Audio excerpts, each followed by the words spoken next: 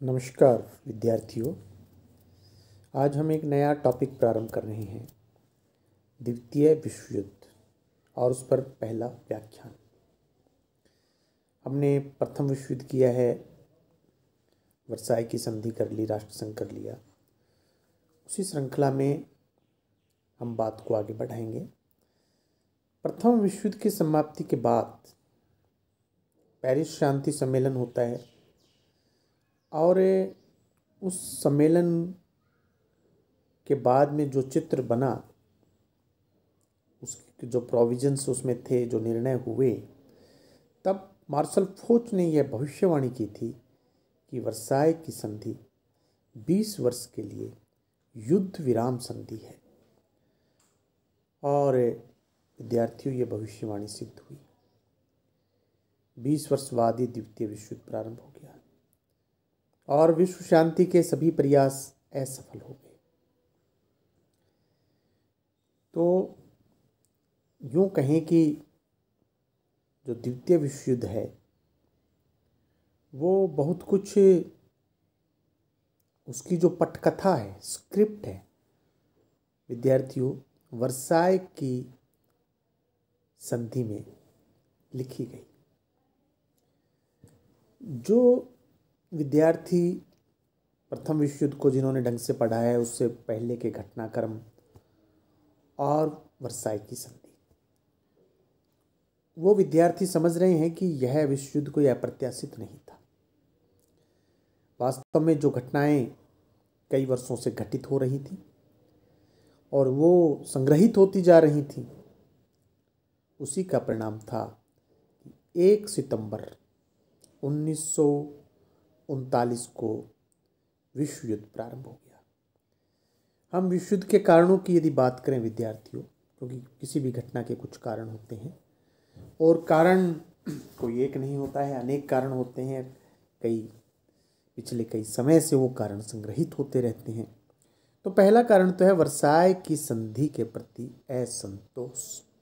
आप समझ रहे हैं विद्यार्थियों, मैंने इसलिए इनकी अलग स्लाइड्स तैयार नहीं की, क्योंकि ये टॉपिक आप समझते जाएंगे, आपने पढ़ा है, हमने अच्छे से इन सब चीज़ों को पहले किया है। प्रथम विश्व युद्ध की समाप्ति के पश्चात मित्र राष्ट्रों ने पेरिस शांति सम्मेलन में जर्मनी को अपराधी ठहराते हुए वर्साई की संधि पर हस्ताक्षर करने के लिए बाध्य किया। और यह जो संधि थी जर्मन के लिए बड़ी अपमानजनक थी। एक यूँ कहें कि उनके सिर पर एक काला टीका थी। इस संधि की अपमानजनक शर्तों का पालन करना जर्मनी जैसे स्वाभिमान राष्ट्र के लिए आसान नहीं था।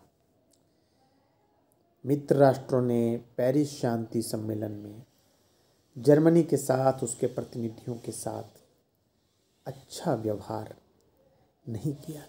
इसीलिए प्रोफेसर मुखर्जी लिखते हैं कि विजेता शक्तियों की अदूरदर्शिता और स्वार्थपरता इस युद्ध के लिए उतनी ही उत्तरदायी थी जितना कि हिटलर की आक्रामकता थी।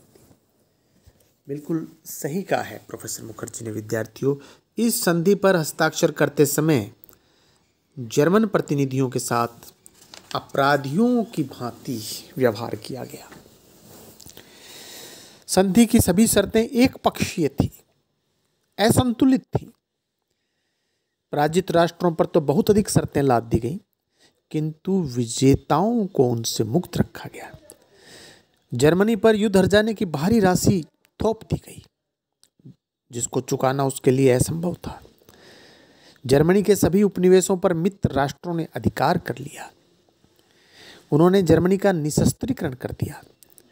जर्मनी के सार प्रदेश को छीनना, राइनलैंड में मित्र राष्ट्रों की सेनाएं रखना और युद्ध के लिए जर्मनी को दोषी मानना जर्मन का एक राष्ट्रीय अपमान था, जिसे जर्मन उस संधि से ही जर्मन के बहुत सारे लोग जो कि इस राष्ट्रीय अपमान से तिलमिलाए हुए थे और जब हिटलर ने चांसलर बनने के बाद वर्साई की संधि की शर्तों का खुलेआम उल्लंघन करना प्रारंभ कर दिया तो जर्मनी में उसको बहुत समर्थन मिला।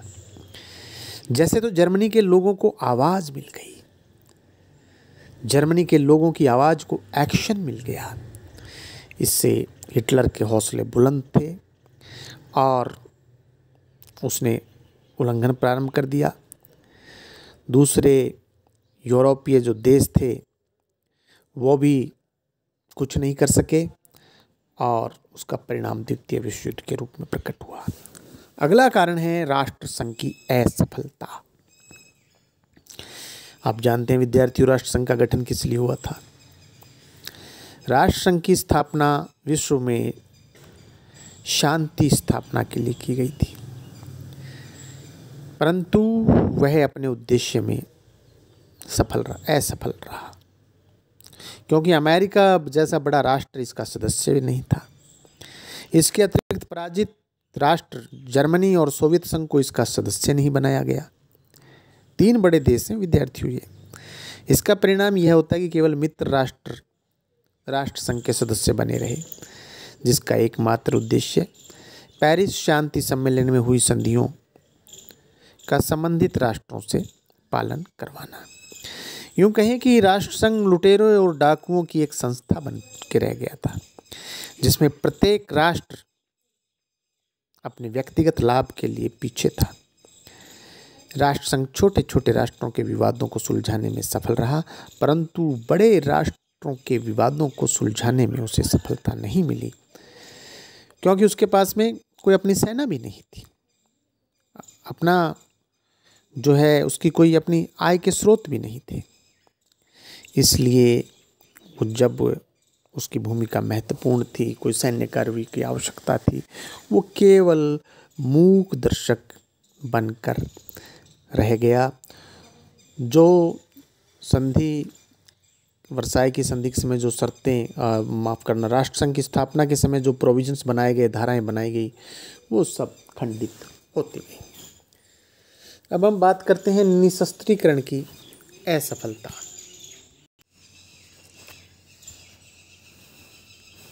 निशस्त्रीकरण। मित्र राष्ट्रों ने वर्साई की संधि के द्वारा जर्मनी को तो निशस्त्रीकरण कर दिया, उसके तो हथियार खत्म कर दिए, परंतु अपनी सैन्य शक्ति, अपने शस्त्र भंडारण, शस्त्र निर्माण, शस्त्र आयात, ये किसी प्रकार का प्रतिबंध नहीं लगाया। जब मित्र राष्ट्र अपनी सैनिक शक्ति में वृद्धि करते रहे तो इससे अन्य राष्ट्रों में संदेह के साथ भय की वृद्धि हुई।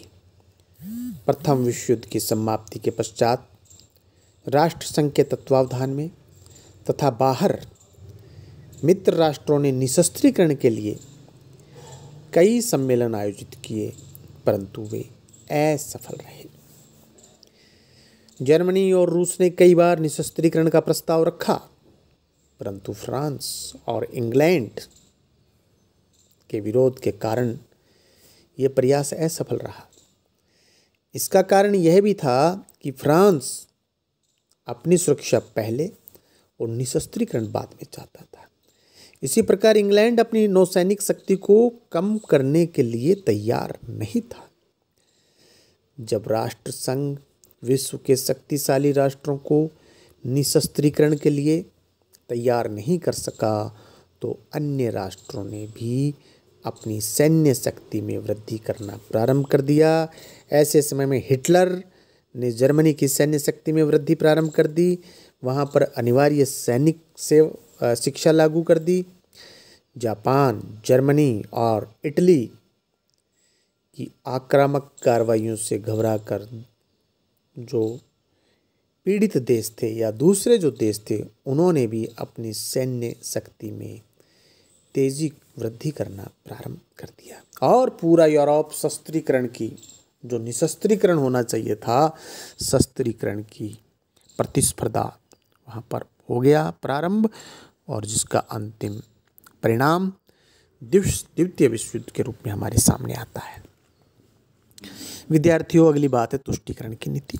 आप समझते भी हैं, हर बात को आप समझते हैं, जो मैं अभी तक जो जितना भी मैंने चर्चा की है आपसे, लेकिन फिर भी आपको रिमाइंड होगा।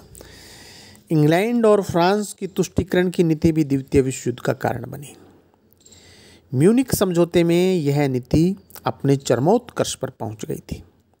इंग्लैंड का प्रधानमंत्री चेम्बरलेन, विद्यार्थियों रेखांकित करें इस नाम को, इंग्लैंड का प्रधानमंत्री चेम्बरलेन इस तुष्टीकरण की नीति का जन्मदाता था।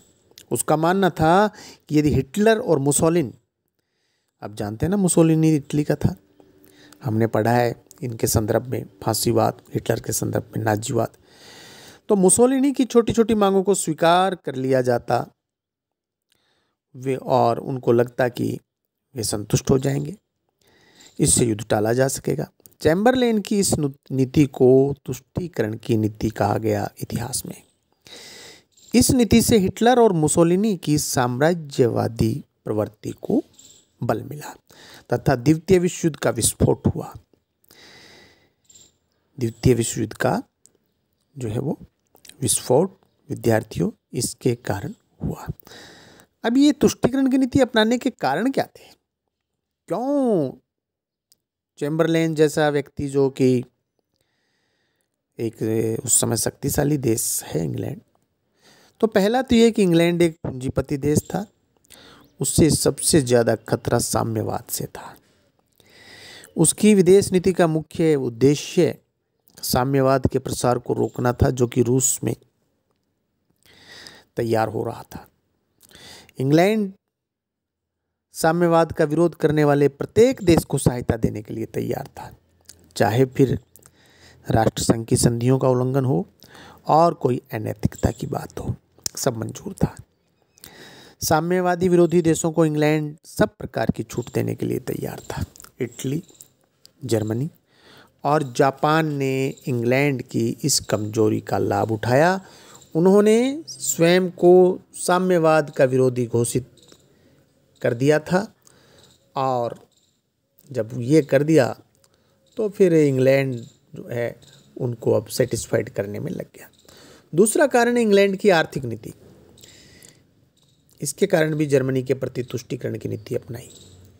इंग्लैंड जानता था कि जर्मनी बहुत बड़ा कस्टमर है, ग्राहक है। युद्ध के पश्चात भी इंग्लैंड के लिए जर्मनी बहुत अच्छा ग्राहक सिद्ध हो सकता था, इसीलिए उसने व्यापारिक हितों को ध्यान में रखते हुए जर्मनी के प्रति उदार दृष्टिकोण बनाए रखा।